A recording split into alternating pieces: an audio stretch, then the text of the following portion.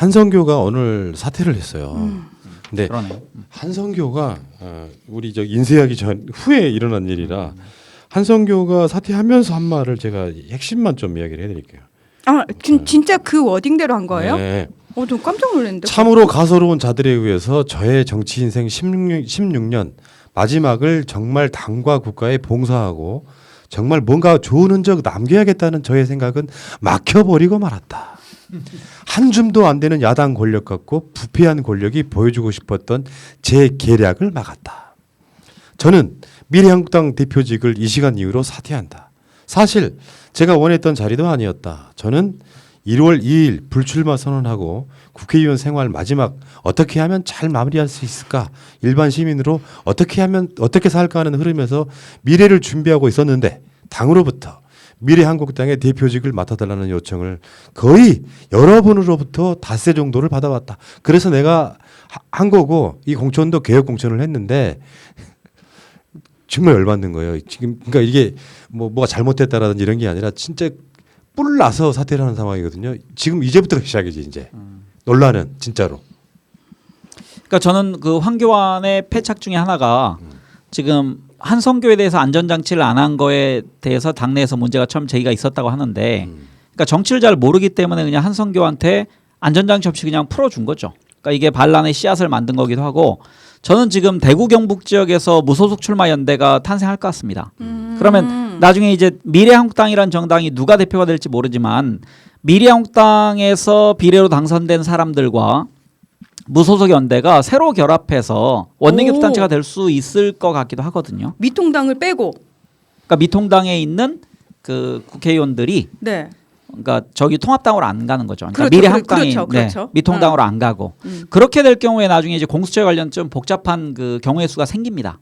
어쨌든 지금 한성교가 했던 그 공천, 공병호와 같이 했던 공천은 황교안의 정치적 무지를 보여준 가장 대표적인 예로 생각합니다. 그러니까 이제 사실 여기서 핵심은 당대표보다는 공관위원장일 그렇죠. 거예요. 공병호가 끝까지 버티는 상황이 되면 어떻게 될 것 같냐면 당대표가 공관위원장을 갈아치울 수 있어요.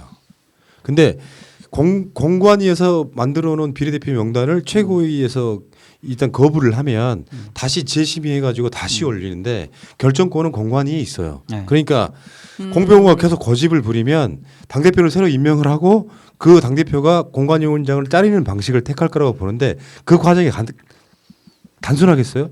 그러니까 그 뭐랄까 말도 안 되는 코미디 같은 말도 안 되는 그런 공천을 하는 그 민낯이 그대로 드러나는 거고 오늘 한성교의 워딩으로만 보면 지금 미래통합당을 어마어마하게 디스하고 있는 거잖아요. 참으로 가소로운 자들에 의해서 저의 정치 인생 16년 마지막을 정말 당과 국가에 봉사하고 정말 뭔가 좋은 흔적 남겨야겠다는 저의 생각은 막혀버리고 말았다. 노동신문 사설 같다. 그러니까 한 줌도 안 되는 권력 갖고. 그러니까 아까 말씀하신 그 이제 미래한국당 당원상 그러니까 민주당은 이렇게 돼 있는 것 같습니다. 그러니까 공관위가 만약에 최고위원회에서 재심의를 요구하면 공관위에서 그거를 거부하더라도 최고위원회에서 결정나면 다시 바꿔야 되거든요. 대표 직인이 찍혀서. 근데 급작스럽게 당을 만들다 보니 미래한국당은 그 부분을 못 넣었다고 합니다. 그 조항을. 그러니까 최종적인 결정은 그래? 공관위가 하는데 그러니까 당원은 있는데 당규를 못 만든 그런 케이스라서 급조된 정당의 한계를 보여주는 그래서 결국은 공관위원장이 한성교보다 힘이 셀 수도 있고 물론 이제 사퇴했지만 그다음에 황교안은 뭐 여기서 만약 개입했다가 선거법에 걸리게 됩니다. 이거. 그래서 지금 황교안에 대해서는 이제 많은 그 전문가들이 그런 예상을 하잖아요. 어차피 이 양반은 지역 선거 떨어질 거예요. 네. 100%야. 그러니까 뭐 전제지변이 일어나지 않는 한 불가능해. 그러니까 생각해봐요. 이제 현역 의원도 아니고 어쩌면 한 달 후면 사퇴할 사람을 누가 얼마나 믿고 따르겠어요? 예를 들어서 이 사람이 사람들한테 뭐 그나마 김무성 같은 스타일로 막 대장 노릇하면서 절 챙기고 이런 스타일도 아니고 무성대장도 아니고 의전만 받으려고 하는 사람이 선거판에 뛰어나왔는데 한 달 후면 대표직 사퇴할 사람인데 그러니까 어중간하게 한쪽 편에 줄 서 있으면은요. 그러니까 황교안을 편드는 사람이 주위에 많지가 않은 거예요. 왜냐 반대파라는 게 있잖아요. 그러니까 어중간하게 방관자들이 80% 90%가 되기 시작하면 당대표가 고립되는 상황이 오거든요. 리더십이 없는 상황이 되고 더군다나 지금 김종인 모시지 못해가지고 상임 선대위원장 맡았죠. 황교안이. 울며 거자먹기를 맡았단 말이야.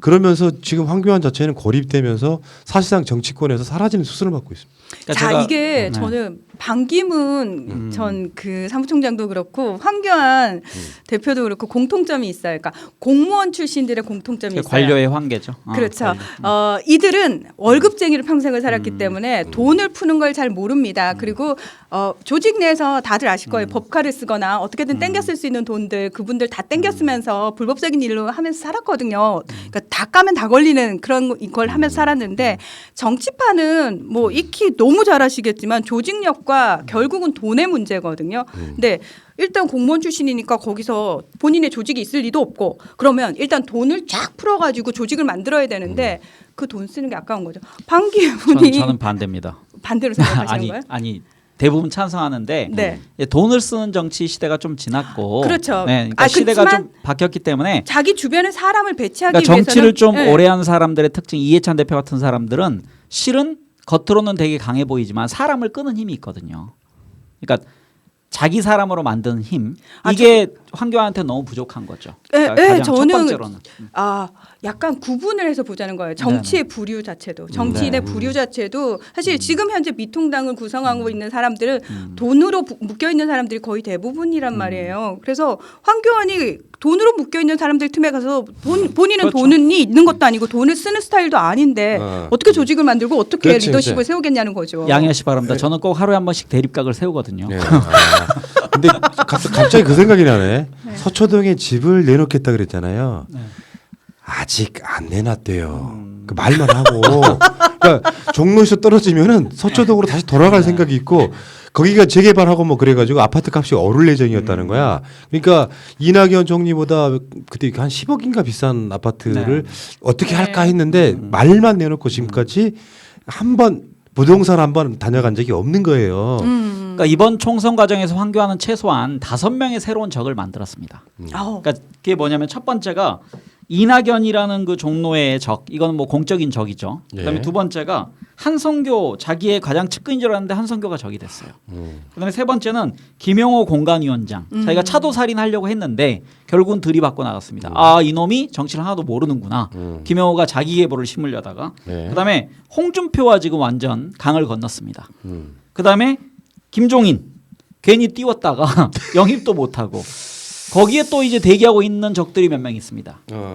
황교안이 낙마하기만을 바라는 유승민, 안철수 등등 하이에나들이 곳곳에 지금 설치해요. 그래서 힘 빠지는 순간 황교안이 지금 사자처럼 보이지만 힘 빠진 사자는 하이에나의 머리까지 불과합니다. 역시 무식하니까 용감하고 무서운 게 없는 거야 황교안은. 눈에 뵈는 게 없으니까 저 사람을 내가 적으로 돌렸을 때 어떤 상황이 벌어질지에 대한 생각도 없는 거죠. 모르니까.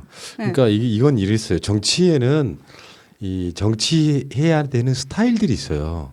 예를 들면 황교안의 겉모습의 스타일이라고 하면요, 묵묵하게 진정성 있게 가면 먹혀요.